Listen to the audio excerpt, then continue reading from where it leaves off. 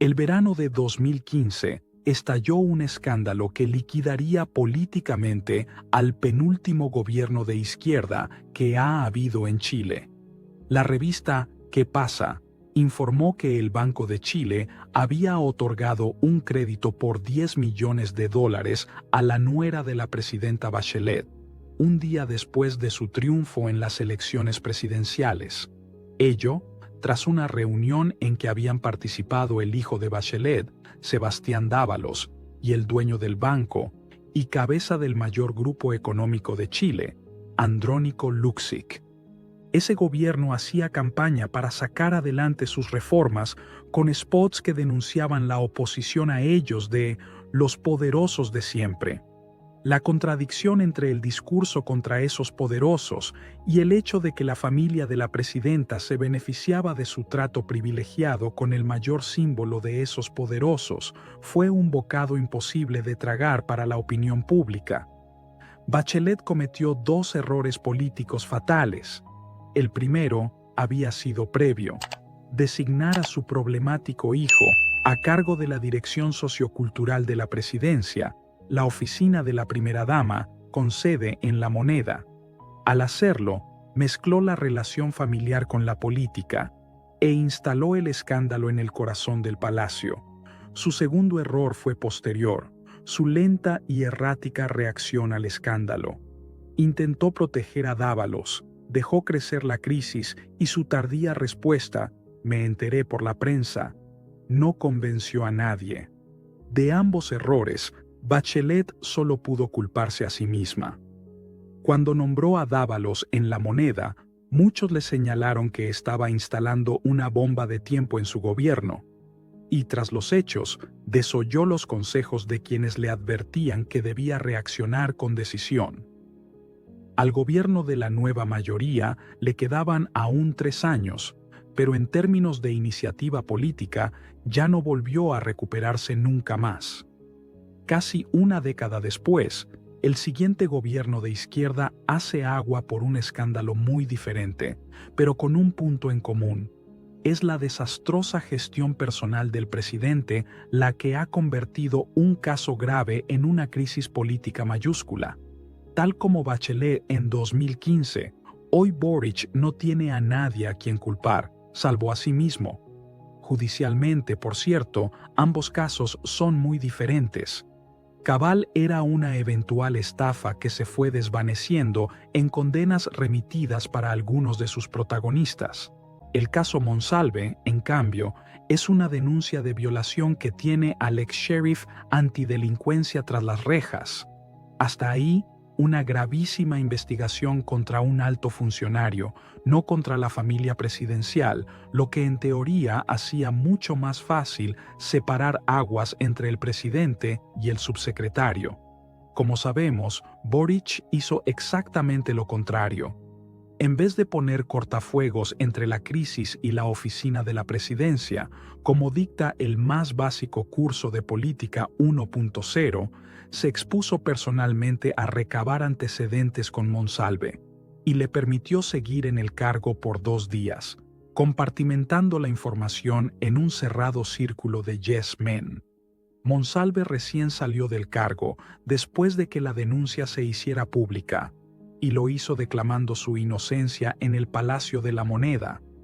Para un gobierno que había hecho del feminismo uno de sus sellos de identidad, la contradicción entre el decir y el hacer es demasiado evidente. ¿De qué sirve llenar ministerios y subsecretarías con decenas de asesoras de género si a la hora de los quiubos se actúa como siempre, defendiendo a los poderosos y desprotegiendo a las vulnerables?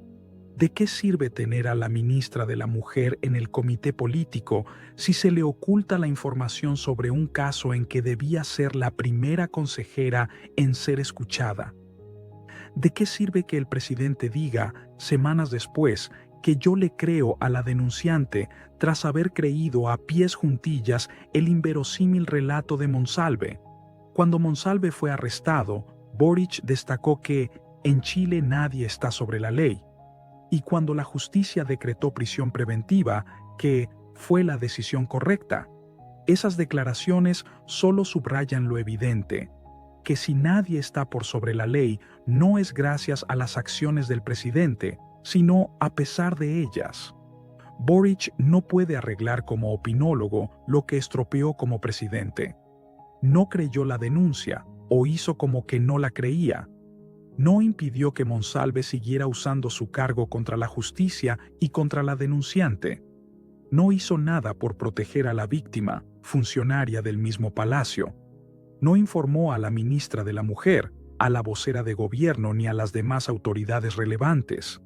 Tal vez el único consuelo es que, a diferencia del de Bachelet, este gobierno ya había arriado sus banderas hace tiempo, ya se había resignado a no cumplir sus promesas más relevantes, mucho antes de esa tarde fatal en que el presidente escuchó a su subsecretario relatar un cuento inverosímil y decidió creerle, o hacer como que le creía.